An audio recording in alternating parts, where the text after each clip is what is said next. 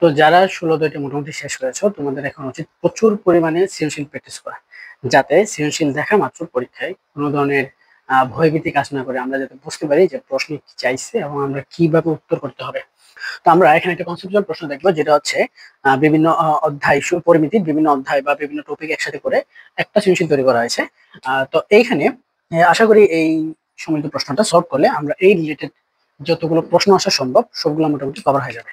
তো আমরা যদি প্রথম থেকে দেখি, প্রশ্ন ক, উদ্দীপক দেওয়া আছে যে একটি আয়তক্ষেত্রের দৈর্ঘ্য প্রস্থের 3 গুণ এবং ক্ষেত্রফল 1200 মিটার। তাহলে ক্ষেত্রফল 1200 মিটার দেওয়া আছে এবং দৈর্ঘ্য প্রস্থের 3 গুণ দেওয়া আছে, তাহলে আয়তক্ষেত্রের দৈর্ঘ্য ও প্রস্থ আমাদের নির্ণয় করতে হবে। তো আমরা যেহেতু দৈর্ঘ্য প্রস্থ দেওয়া নাই, আমরা প্রথমেই ধরি বা মনে করি, এটা একটা লিখলে হবে, ধরি আয়তক্ষেত্রের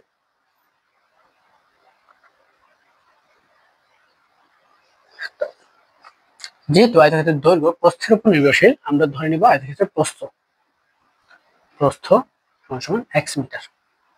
তাহলে আয়তক্ষেত্রের দৈর্ঘ্য হবে, যেহেতু দৈর্ঘ্য 3 গুণ, 3x মিটার। তাহলে প্রশ্ন মতে আমরা জানি আয়তক্ষেত্রের ক্ষেত্রফল হচ্ছে দৈর্ঘ্য গুণ প্রস্থ, মানে 3x ইন্টু x সমান সমান 1200। তাহলে 3x² সমান সমান 1200, x² সমান সমান 1200 divided by 3 into 400, বা x equal to root 400 means 20। তাহলে আমরা x equal to কি ধরেছিলাম? প্রস্থ। তাহলে এটা হচ্ছে প্রস্থ, সুতরাং আয়তক্ষেত্রটির প্রস্থ হচ্ছে 20 মিটার। সুতরাং দৈর্ঘ্য হবে 3 into 20 সমান সমান 60 মিটার। এগুলো আমাদের প্রথম প্রশ্নের উত্তর। আমরা যদি উত্তরটা এখানে লিখে দিই,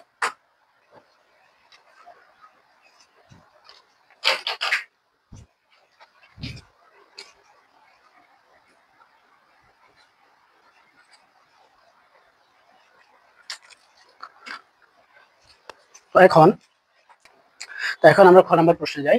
খ নম্বর প্রশ্নে বলছে যে আয়তক্ষেত্রের চারপাশে বেড়া দিতে যদি 16,000 টাকা খরচ হয়, তাহলে প্রতি মিটার কত খরচ হয়?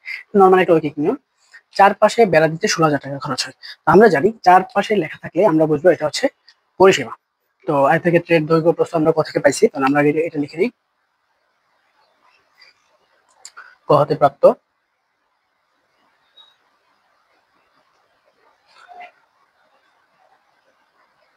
আয়ত ক্ষেত্রটির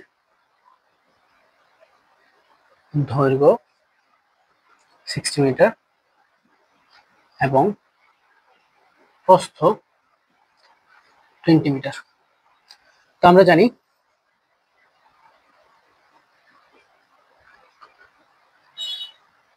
আয়তক্ষেত্রের পরিসীমা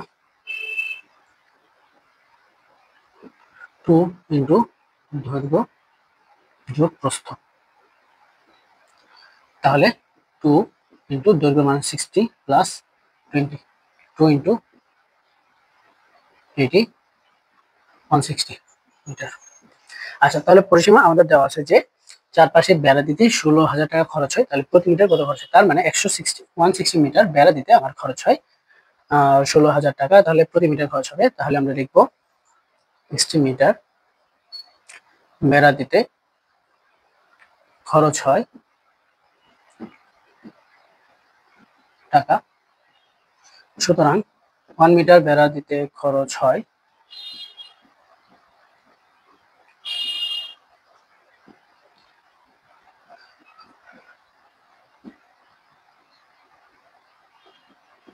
100 টাকা।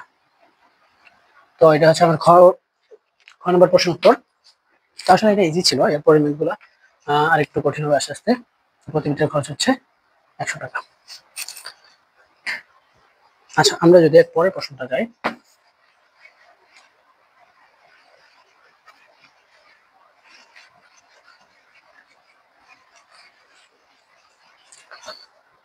পরের প্রশ্ন হচ্ছে একটি বর্গক্ষেত্রের পরিসীমা আয়তক্ষেত্রের পরিসীমা সমান। বর্গক্ষেত্রের পরিসীমা যদি আয়তক্ষেত্রের পরিসীমা সমান হয়, তাহলে 50 সেন্টিমিটার বর্গাকার পাথর দিলে ওই বর্গক্ষেত্র থেকে বাদতে মোট কতটি পাথর লাগবে? আমরা পরিসীমা পেয়েছিলাম 160। তাহলে বর্গক্ষেত্রের পরিসীমা হবে আয়তক্ষেত্রের পরিসীমা সমান। তাহলে আমরা খ থেকে পেয়েছিলাম যেটা গ, আমরা খ থেকে পাই আচ্ছা এটা দরকার নেই, বলা আছে যে বর্গক্ষেত্রের পরিসীমা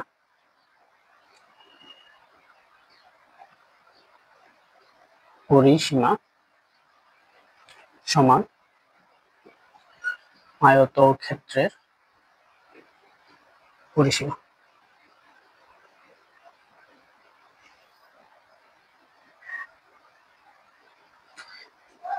তাহলে সুতরাং বর্গক্ষেত্রের পরিসীমা, বর্গের পরিসীমা কত হবে? 160 মিটার। এটা হচ্ছে আমরা খ থেকে পেয়েছি। তাহলে বর্গক্ষেত্রের পরিসীমা দেওয়া আছে, আমরা আমাদের দরকার বর্গের পাথর দ্বারা বাড়তে মোট কতটি পাথর লাগবে। তাহলে বর্গক্ষেত্রের পরিসীমা দেওয়া আছে, এখান থেকে আমরা যদি জানতে চাই যে বর্গক্ষেত্রের ক্ষেত্রফল বের করতে হবে, ওই বর্গক্ষেত্রের ক্ষেত্রফল দিয়ে তারপর আমরা যে ইট দিয়ে বাধার করেছি বা পাথর দিয়ে বাধার করেছি, পাথরের ক্ষেত্রফল লাগবে। বর্গাকার যে ক্ষেত্রটা, ওই ক্ষেত্রকে যে ক্ষেত্রের ক্ষেত্রফল, ওই ক্ষেত্রফলকে আমরা পাথরের ক্ষেত্রফল দিয়ে ভাগ করলে আমরা কতটি পাথর লাগবে বা ইট লাগবে ওইটা আমরা পাবো। তাহলে এখান থেকে পরিসীমা যে 160 হয়, সুতরাং এই বর্গের বাহু হবে, বাহু কি হবে আমরা জানি পরিসীমা 4 এ, তাহলে বাহু হবে 160/4, এটাকে 4 দিয়ে ভাগ করলে আমরা বাহু পাবো, তাহলে মান হবে 40 মিটার। তাহলে ক্ষেত্রফল, সুতরাং বর্গাকার ক্ষেত্রটির ক্ষেত্রফল হবে a স্কয়ার সমান 40 স্কয়ার সমান 1600 বর্গ মিটার। তো বর্গাকার ক্ষেত্রের ক্ষেত্রফল পাইছি। এখন আমাদের যে পাথর দ্বারা বাধাই করতেছি, ওই পাথরের ক্ষেত্রফল লাগবে। তো পাথরের দেওয়া আছে হচ্ছে পাথরের দৈর্ঘ্য সমান 50 সেন্টিমিটার। তাহলে যেহেতু এখানে মিটার আছে, আমাদের এটা মিটার কনভার্ট হলে 0.5 মিটার। সুতরাং পাথরের ক্ষেত্রফল হবে 0.5 স্কয়ার সমান 0.0525 বর্গ মিটার। ঠিক আছে, তো এটা গেল আমার পাথরের ক্ষেত্রফল।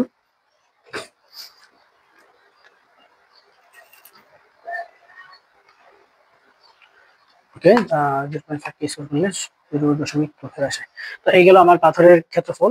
তো আমরা সুতরাং আমার পাথর লাগবে, বর্গাকার ক্ষেত্রটি বেড়া দিতে আমার মোট পাথর লাগবে, মোট পাথর লাগবে, মোট পাথর লাগবে হচ্ছে, আমি বর্গাকার ক্ষেত্রটি মোট ক্ষেত্রফল 1600 0.25 দিয়ে ভাগ করবো,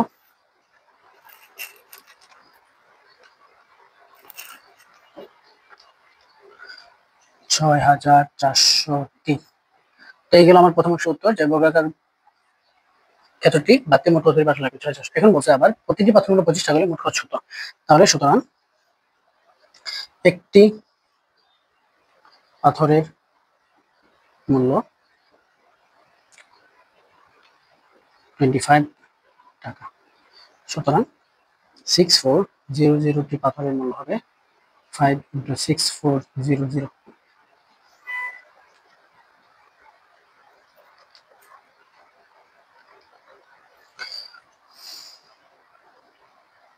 1600, প্রায় 1,60,000 টাকা লাগবে। তো এটা হচ্ছে আমার কোশ্চেন নাম্বার 3 গ এর আনসার। ঠিক আছে।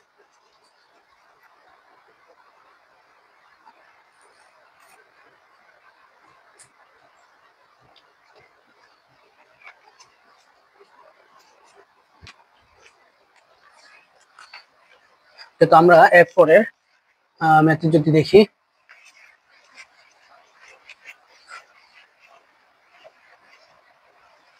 আমরা এরপরে ম্যাথে দেখি আয়তক্ষেত্রের চারপাশে 5 মিটার চওড়া রাস্তা আছে। আমার যে আয়তক্ষেত্র ছিল আর চারপাশে 5 মিটার রাস্তা আছে, তাহলে রাস্তার ক্ষেত্রফল কত? তো আমরা যদি একটু চিত্র আঁকি আনুমানিক, এটা হচ্ছে আমার আয়তক্ষেত্র, চারপাশে যদি আমি 5 মিটার রাস্তা দেই, বেশি হিজিবে, এটা হচ্ছে আমার আয়তক্ষেত্র।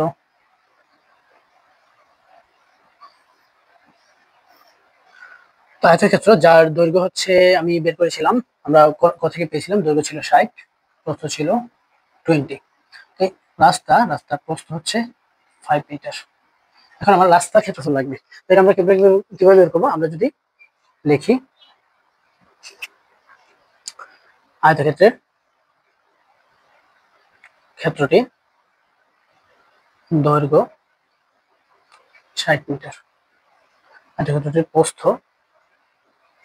20 মিটার, আয়তক্ষেত্রটির ক্ষেত্রফল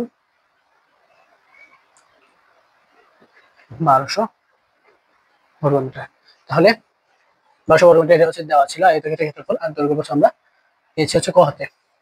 তাহলে আমাদের এখন নতুন করে, এটা ছিল আয়তক্ষেত্রটা আগেই, যেটা হচ্ছে 1200 মিটার বর্গ মিটার, এখন বাইরে রাস্তা অ্যাড হচ্ছে। তাহলে আমরা রাস্তা সহ ক্ষেত্রফল যদি দৈর্ঘ্য দেখি,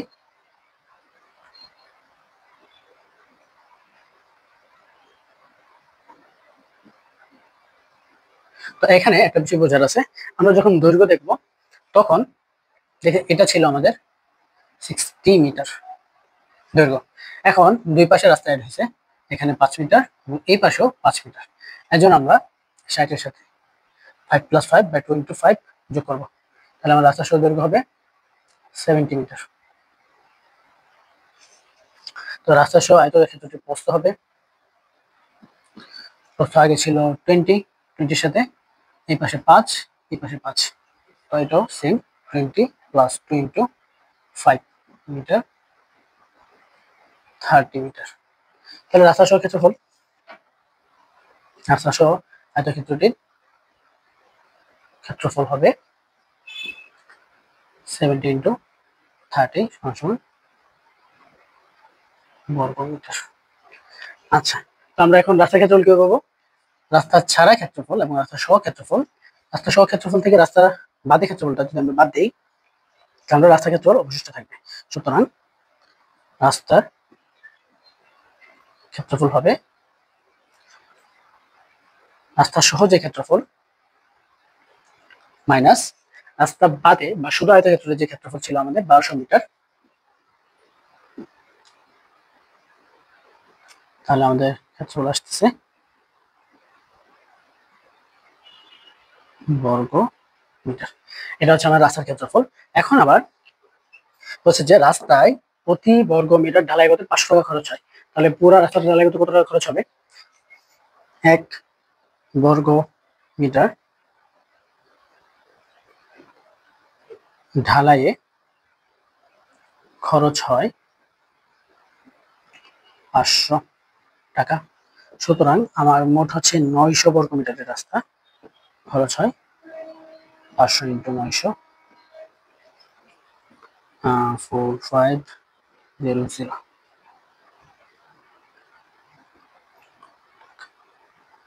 তো এত টাকা আমার খরচ হবে এই রাস্তা ঢালাই।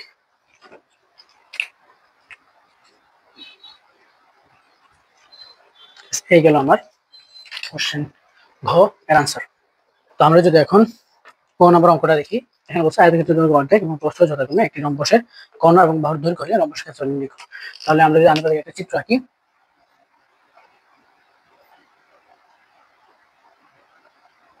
এটা একটা রম্বস, রম্বসের কর্ণ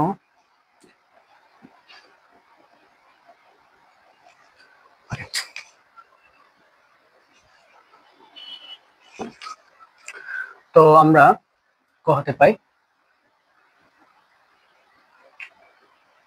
আয়তক্ষেত্রে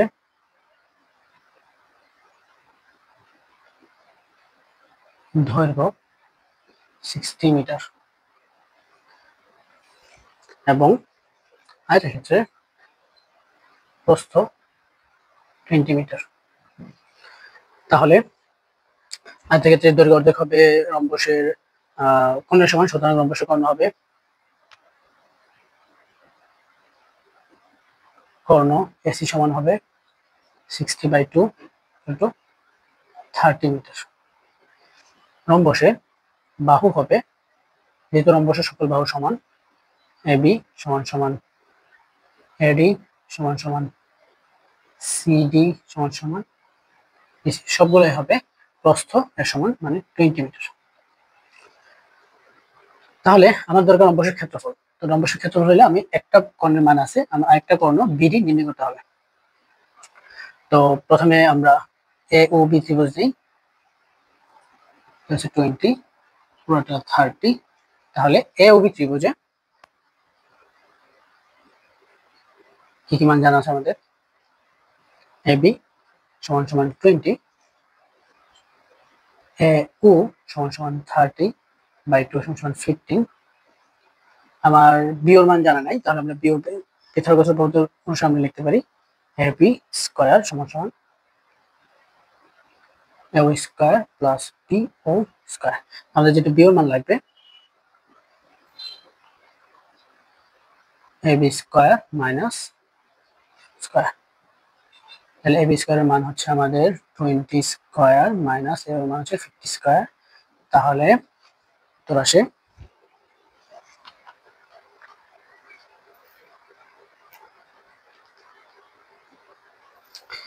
5√7। বিও এই অংশটার মান যদি 5√7 হয়, তাহলে সম্পূর্ণ অংশটা হচ্ছে তার 2 গুণ। সুতরাং বিডি কর্ণ বিডি হবে 2 × 5√7 মানে 10√7। তাহলে আমরা জানি রম্বসের ক্ষেত্রফল হচ্ছে হাফ ইন্টু কর্ণদ্বয়ের গুণফল। তাহলে প্রথম কর্ণটা ছিল আমাদের 30 মিটার, এবং দ্বিতীয় কর্ণটা 10√7। তাহলে আমরা রম্বসের ক্ষেত্রফল পাবো হাফ ইন্টু কর্ণদ্বয়ের গুণফল। কর্ণ প্রথম হচ্ছে এসি 30 মিটার, পরের কর্ণ হচ্ছে বিডি যেটা হচ্ছে 10√7। তাহলে আমরা যে ক্যালকুলেশন করে আসবে 396.86 বর্গমিটার। এটাই হচ্ছে আমাদের 9 নম্বর প্রশ্নের উত্তর।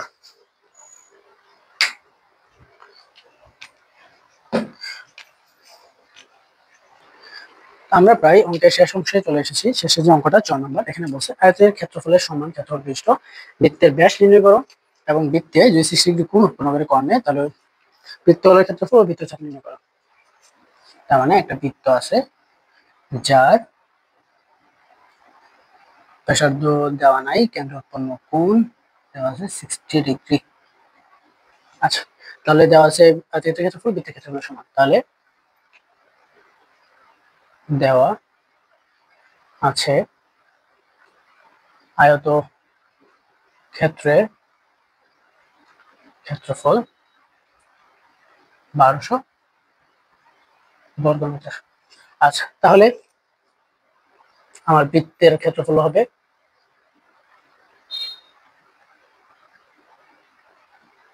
1200 বর্গমিটার। তাহলে বৃত্তের ব্যাস নির্ণয় করতে আমার ব্যাস নির্ণয় করতে হলে আমার ব্যাসার্ধ লাগবে। আমরা জানি বৃত্তের ক্ষেত্র হচ্ছে পাই স্কয়ার, আমরা লিখতে পারি প্রশ্ন মতে পাই আর স্কয়ার সমান সমান হচ্ছে 1200। সুতরাং বা আর স্কয়ার সমান সমান 1200 ডিভাইড বাই পাই, বা r equal to 1200 divide by pi root. এর মান আসে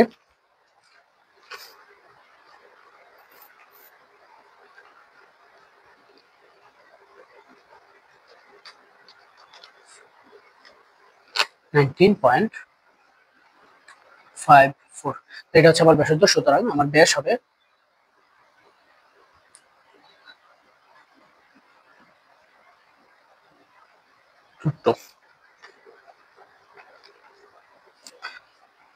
39.08 মিটার। এগুলো আমার প্রথম অংশ। তারপর অংশটা বলেছে বৃত্তের কেন্দ্রে 60 ডিগ্রি কোণ উৎপন্ন করলে বৃত্তকলার ক্ষেত্রফল। আচ্ছা, তো আমরা জানি বৃত্তকলার ক্ষেত্রফলের সূত্র হচ্ছে বৃত্ত কলার ক্ষেত্রফল হলো θ/360 ইন্টু পাই আর স্কয়ার। আমরা মান বসাই, থিটা আমাদের দেওয়া আছে 60°/360° ইন্টু 3.1416 ইন্টু আর এর মান মানে ব্যাসার্ধ 19.54। আমরা যদি ক্যালকুলেশনটি করি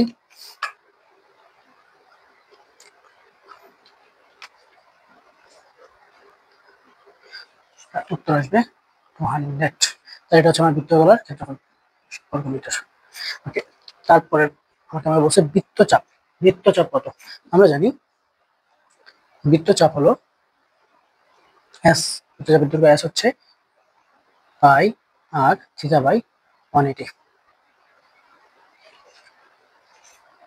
তাহলে মান বসাই, পাই এর মান 3.1416, আর হচ্ছে 19.54 এবং থিটা হচ্ছে 60°/180।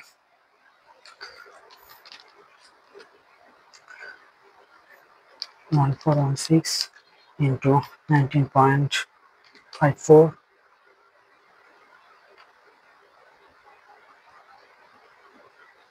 20 মিটার। তাহলে আমার বৃত্তচাপের দৈর্ঘ্য হচ্ছে 20 মিটার। সুতরাং বৃত্তচাপ হচ্ছে বৃত্তচাপ এর দৈর্ঘ্য এস হলো 20 মিটার। এই হচ্ছে আমার সমৃদ্ধ প্রশ্ন বা কনসেপচুয়াল প্রশ্ন একের সবগুলো প্রশ্নের সমাধান।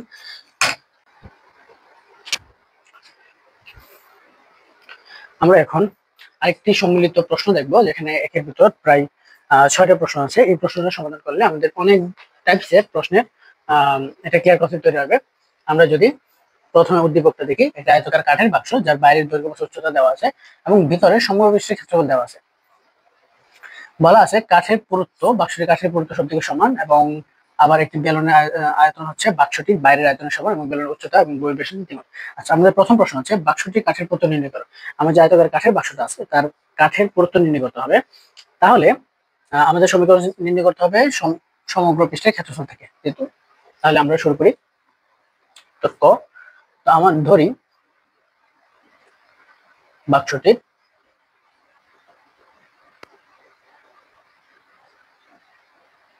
কাঠের পুরুত্ব x সেন্টিমিটার। বাক্সের কাঠের পুরুত্ব যদি 1 সেন্টিমিটার হয়, আমাদের বাক্সটির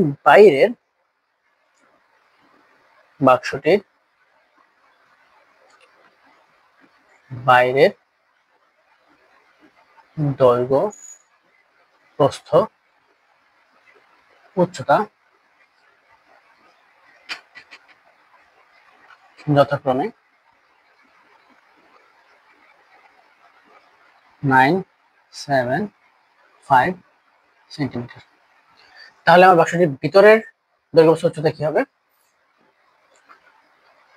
বাক্সটির ভিতরের দৈর্ঘ্য হবে 9 মাইনাস 2x। 9 মাইনাস 2x কেন? একটা বাক্স যদি ত্রিমাত্রিক আঁকা সম্ভব নয়, তো একটা বাক্স যদি হয় এরকম, বাক্সের দুই পাশে কাট থাকে, দুই পাশে থাকাতে আমরা x অংশ করে দুই পাশ থেকে 2x অংশ বাদ দেব। তারপর সুতরাং বাক্সটির ভিতরের প্রস্থ 7 মাইনাস 2x, আর বাক্সটির ভিতরের উচ্চতা 5 মাইনাস 2x। আমরা এদের যদি নামকরণ করি,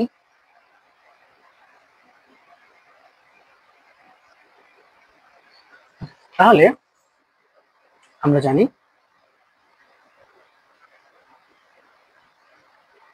আয়তাকার ঘনবস্তুর সমগ্র পৃষ্ঠের ক্ষেত্রফল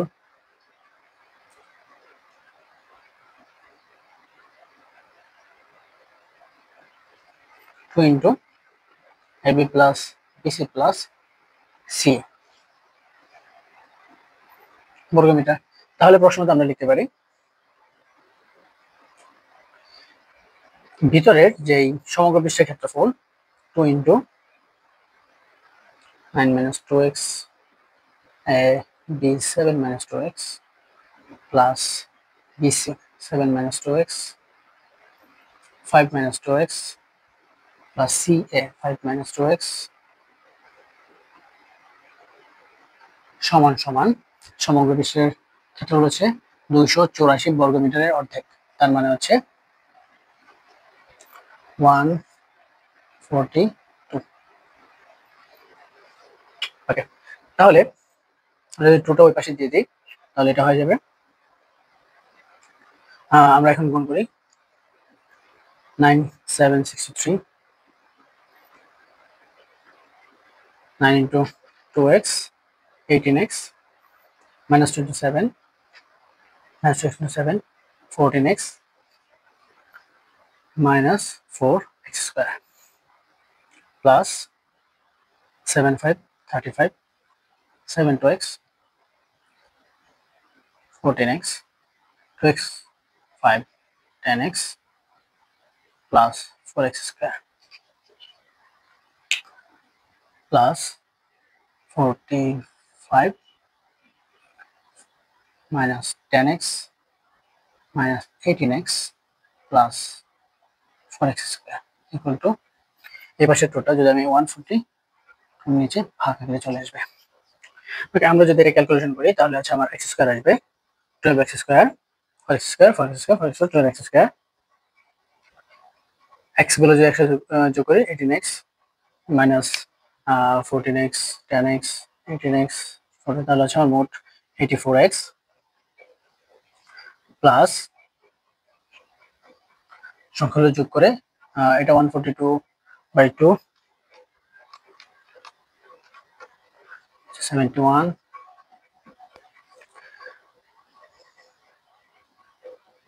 plus 62 63 plus 35 plus মাইনাস, এটা যদি আমি এই পাশে নিয়ে আসি এটা হচ্ছে এদের সাথে মাইনাস হয়ে যাবে, মাইনাস হচ্ছে 71 এখানে থাকবে 72। এটা ক্যালকুলেশন করে নিবা, তোমরা ক্যালকুলেটর করলেই হয়ে যাবে। তাহলে আমরা এখান থেকে দেখলে সবার থেকে 12 কমন আসে, তাহলে থাকে x স্কয়ার মাইনাস 84 ভাগ 7 ভাগ 12 হচ্ছে 7x প্লাস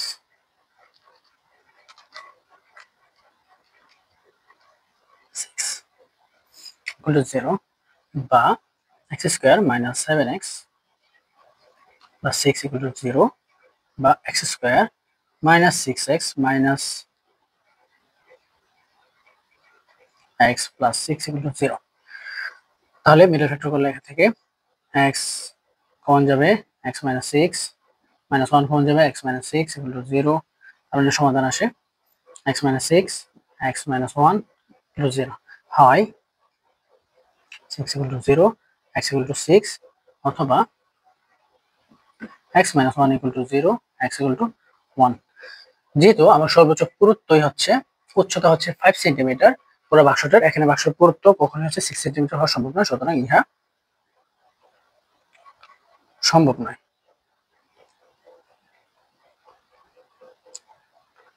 তাহলে x equal to হচ্ছে 1, সুতরাং বাক্সটির পুরুত্ব হবে 1 সেন্টিমিটার।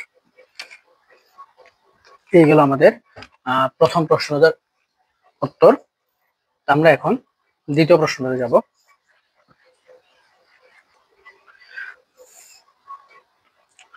তো 2 নম্বর প্রশ্নটিতে আমাদের জানতে চাইছে হচ্ছে বাক্সটি কর্ণের দৈর্ঘ্য এবং উচ্চতা পার্থক্য নির্ণয় করা। আমরা জানি, তো আমরা যদি এটা সমাধান করি প্রথমে আমাদের লিখতে হবে দেওয়া আছে বাক্সটি কাঠের বাক্সের দৈর্ঘ্য প্রস্থ উচ্চতা a equal to 9 b equal to 7 এবং c equal to 5 সেন্টিমিটার। তাহলে আমরা জানি আয়তকার কর্ণের দৈর্ঘ্য হচ্ছে 3 বাহুর বর্গের root a square b square plus c square. আমরা আমাদের মান বসাই, এর মানে হচ্ছে 9 square plus 7 square plus 5 square, তাহলে আসবে রুট 155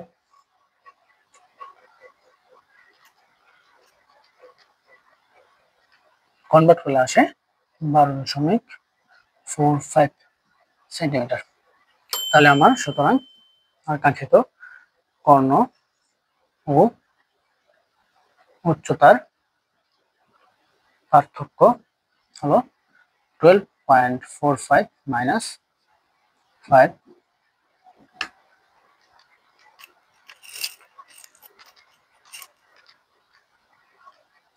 7.45 সেন্টিমিটার।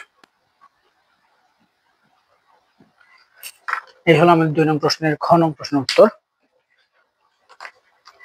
এখন আমরা বাক্সটির কাঠের আয়তন, বাক্সটি যে কাঠ দিয়ে বানানো হয়েছে ওই কাঠের যে ফ্রেমের আমার আয়তন নির্ণয় করতে হবে। তাহলে এটা খুবই বেসিক প্রশ্ন।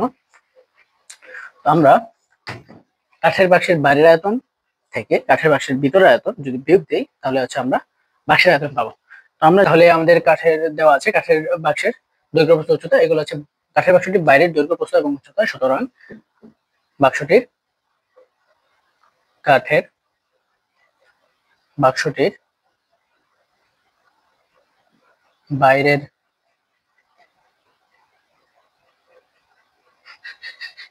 আয়তন হবে বিসি সমান সমান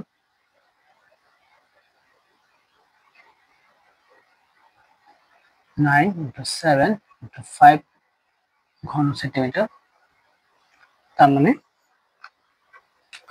315 ঘন সেন্টিমিটার। এখন আমাদের আয়তাকার কাঠের বাক্সের বাইরের আয়তন পাইছি, এখন ভিতরের আয়তন বের করতে হবে। তাহলে ভিতরের আয়তন বের করতে হলে ভিতরের দৈর্ঘ্য প্রস্থ এবং উচ্চতা লাগবে। তাহলে আমাদের কাঠের বাক্সটির ভিতরের দৈর্ঘ্য, আমরা প্রশ্ন করতেই পেয়েছিলাম যে কাঠের পুরুত্ব হচ্ছে 1, পুরুত্ব পেয়েছিলাম 1। সো আমাদের ভিতরের দৈর্ঘ্য হবে 9 - 2 × 1 7 সেন্টিমিটার। আমরা 2 গুণ করি কেন? কারণ বাক্সের দুই পাশে কাঠ থাকে দৈর্ঘ্য বা প্রস্থ বা উচ্চতা বরাবর, এজন্য আমরা 2 × 1 গুণ করি। কাঠের বাক্সটির ভিতরে প্রস্থ হবে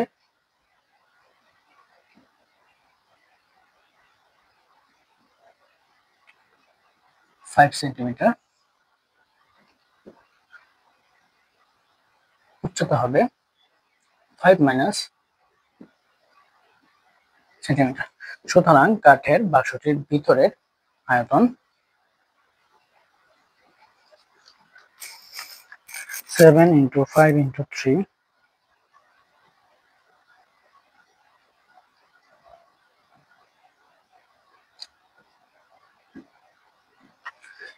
তাহলে আমরা বাইরের আয়তন পেলাম, ভিতরের আয়তন পেলাম, এই দুইটাকে যদি আমরা বিয়োগ করে দেই, সুতরাং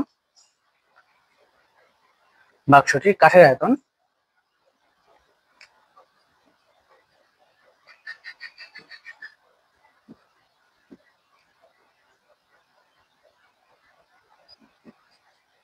315 - 105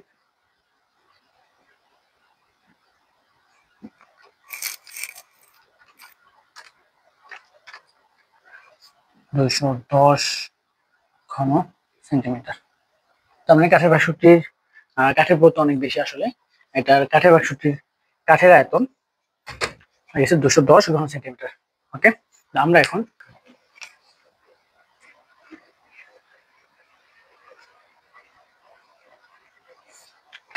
তো এখন আমরা ঘ নম্বর অঙ্কটা দেখবো। এটা খুবই গুরুত্বপূর্ণ একটা ম্যাথ। বলা হয়েছে যে বেলনের বক্রতলের ক্ষেত্রফল সমগ্র বিশ্বের ক্ষেত্রফল আয়তন নির্ণয় করো। তো কি দেওয়া আছে? বেলনের আয়তন বাক্সটির বাইরের আয়তনের সমান। বেলনের আয়তন বাক্সের বাইরের আয়তন সমান। তাহলে আমরা যদি করি, আমরা গ হতে পাই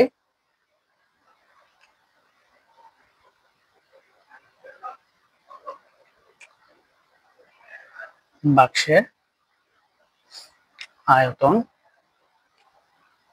315 ঘন সেন্টিমিটার। ওকে, তো এখন সুতরাং বেলনের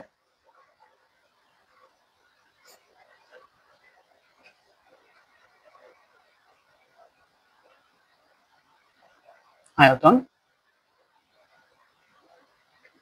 যেহেতু বেলুনের আয়তন বাঁশের বাইরের আয়তন সমান, তাহলে বেলুনের আয়তন হবে 315 ঘন সেন্টিমিটার। এখন আমার বেলুনের ব্যাসার্ধ এবং উচ্চতা প্রয়োজন, যে কোনোটাই দেওয়া নাই। ভূমির ব্যাসার্ধের বেলুনের উচ্চতা ভূমির ব্যাসার্ধের দ্বিগুণ, তাহলে ভূমির ব্যাসার্ধ আমরা ধরি বেলুনের ভূমির ব্যাসার্ধ, বেলুনের ভূমির ব্যাসার্ধ হচ্ছে আর সেন্টিমিটার।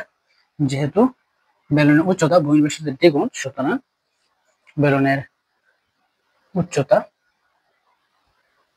h সমান সমান 2r সেন্টিমিটার। তাহলে আমরা এখন লিখতে পারি প্রশ্ন মতে বেলুনের আয়তন সূত্র হল পাই আর স্কয়ার h সমান সমান 315। আমরা যদি আর এর মান h এর মান বসাই, h এর মান হচ্ছে 2r = 315, তাহলে আর কিউব সমান সমান 315/2 পাই।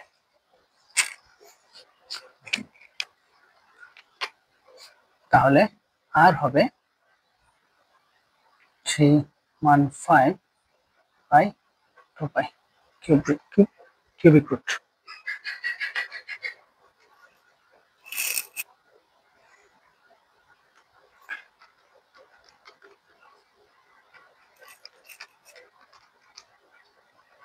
যার মান আসে 3.68 সেন্টিমিটার।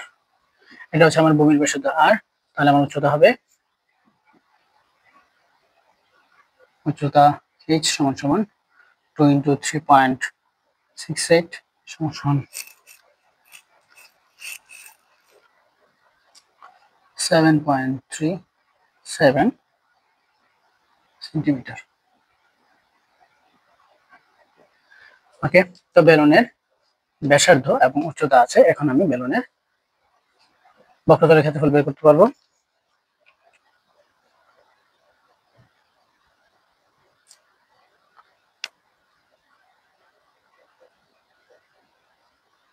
ক্ষেত্রফল হবে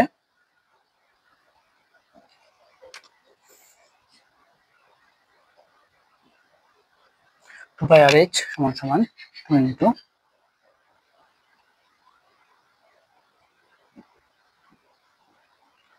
আর সমান সমান হচ্ছে 3.1668, h সমান সমান 7.37।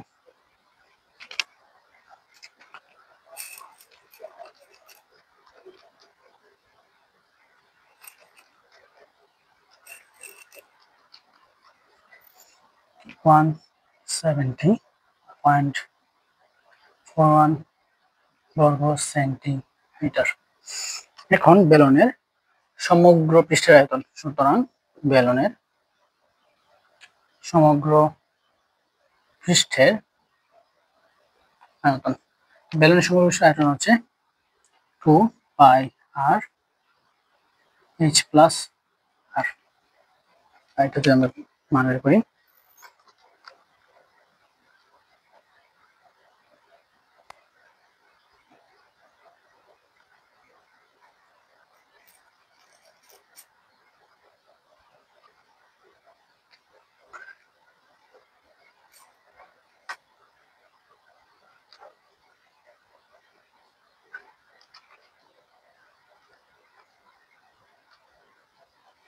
255.5 ঘন সেন্টিমিটার।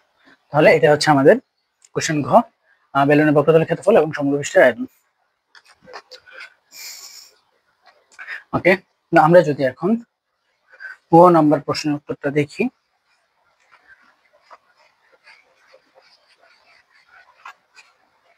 আমরা যদি এখানে ও নাম্বার প্রশ্ন দেখি, ও নাম্বারটা হচ্ছে কোন বৃত্তের পরিধি পাশের উচ্চতা 132 গুণ হলে বৃত্ত অন্তর্লিখিত বর্গের ক্ষেত্রফল নির্ণয় করো। প্রথমেই তাহলে আমাদের বৃত্তের পরিধি জানতে হবে। বৃত্তের পরিধি হচ্ছে উচ্চতার 132 গুণ, তাহলে আমাদের উচ্চতা দেওয়া আছে বাক্সটির উচ্চতা 5 সেন্টিমিটার। সুতরাং বৃত্তের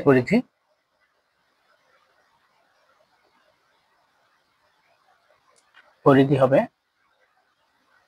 উচ্চতা 5 এর 132 গুণ।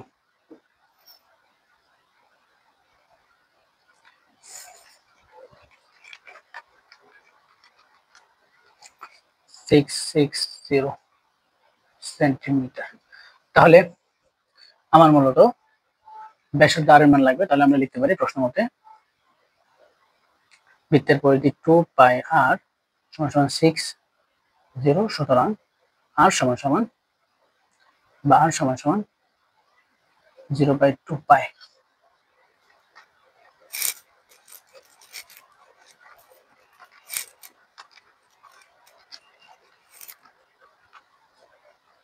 আমাদের ভ্যালু আসবে আর এর মান 105.04 সেন্টিমিটার। তাহলে আমার বৃত্তের ব্যাস ডি সমান 2r সমান সমান 105.04 ইন্টু 2 সমান সমান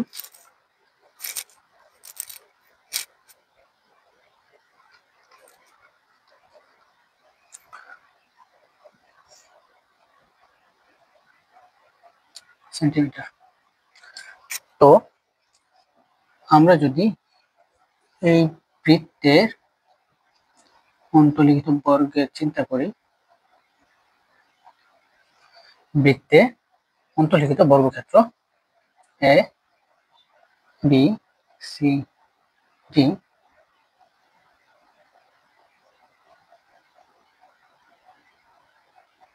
তাহলে বৃত্তের ব্যাস আর বর্গের কর্ণের দৈর্ঘ্য সমান। তাহলে বৃত্তের ব্যাস হবে বর্গের, সুতরাং বর্গের কর্ণ ডি ইকুয়াল টু 210.8 সেন্টিমিটার। তাহলে আবার আমরা জানি কর্ণ ডি এবং বাহু এ হলে বর্গের কর্ণ ডি এবং বাহু এ হলে ডি ইকুয়াল টু √2 এ বা এ ইকুয়াল টু ডি বাই √2। মান বসাই, ডি এর মান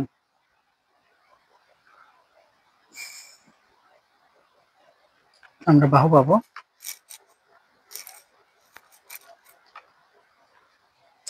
148.55 সেন্টিমিটার। সুতরাং বর্গের এক বাহু এ সমান 148.55 সেন্টিমিটার। সুতরাং বর্গের বৃত্ত অন্তর্লিখিত বর্গের ক্ষেত্রফল হবে a স্কয়ার সমান 148 পয়েন্ট স্কয়ার।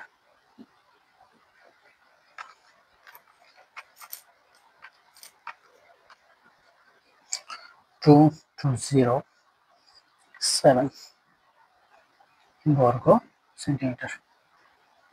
এই হলো আমাদের ও নম্বর প্রশ্নের উত্তর। ওকে, এখন আমরা 6 নম্বর প্রশ্নটা যদি দেখি।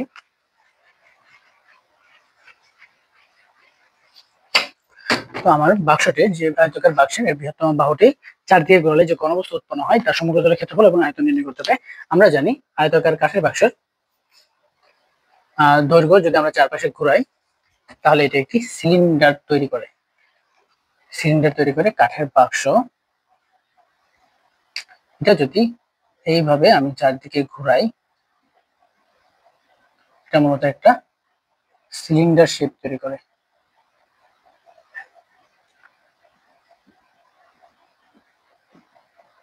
যেখানে সিলিন্ডারের উচ্চতা হবে কাঠের বাক্সটির দৈর্ঘ্য এবং ব্যাসার্ধ হবে কাঠের বাক্সের প্রস্থ। তাহলে আমরা যদি অঙ্কটা দেখি, আমরা লিখব বাক্সটির বৃহত্তম বাহু চারদিকে ঘোরালে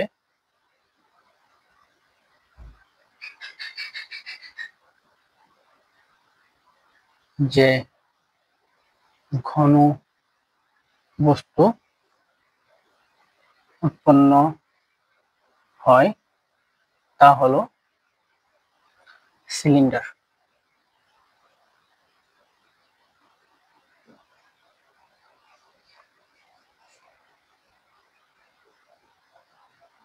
তাহলে সিলিন্ডারের সুতরাং এই সিলিন্ডারের উচ্চতা h সমান সমান আয়তাকার ঘনবস্তুর দৈর্ঘ্য 9 সেন্টিমিটার, সিলিন্ডারের ব্যাসার্ধ r সমান সমান হবে পাশের প্রস্থ 7 সেন্টিমিটার। সুতরাং জানতে চাইছে হচ্ছে ঘনবস্তুর সমগ্র তলের ক্ষেত্রফল। তাহলে সিলিন্ডারের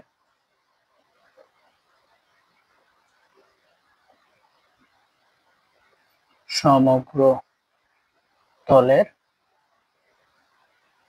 ক্ষেত্রফল হবে 2 পাই r h plus r, 2 into 3.1416 into r, আমরা জানি r হচ্ছে 7, h হচ্ছে 9 প্লাস 7।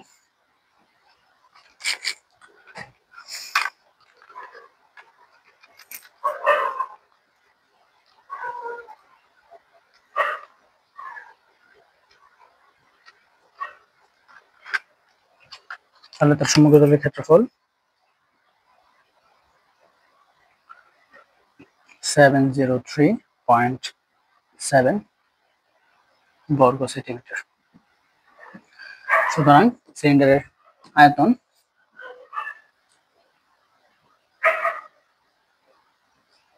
হবে পাই r square h, 7 square into 9।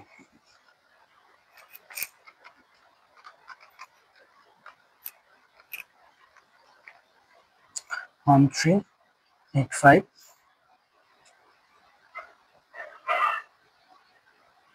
ঘন সেন্টিমিটার। তো এই ছিল আমাদের কনসেপচুয়াল যে সৃজনশীল, সমৃদ্ধ সৃজনশীলের সকল প্রশ্নের সমাধান। আশা করি তোমরা দুইটা কনসেপচুয়াল যে প্রশ্ন এগুলো খুব ভালোভাবে সমাধান করবে, তাহলে হচ্ছে পুরো অধ্যায় সম্পর্কে একটা ওভারঅল ধারণা চলে আসবে।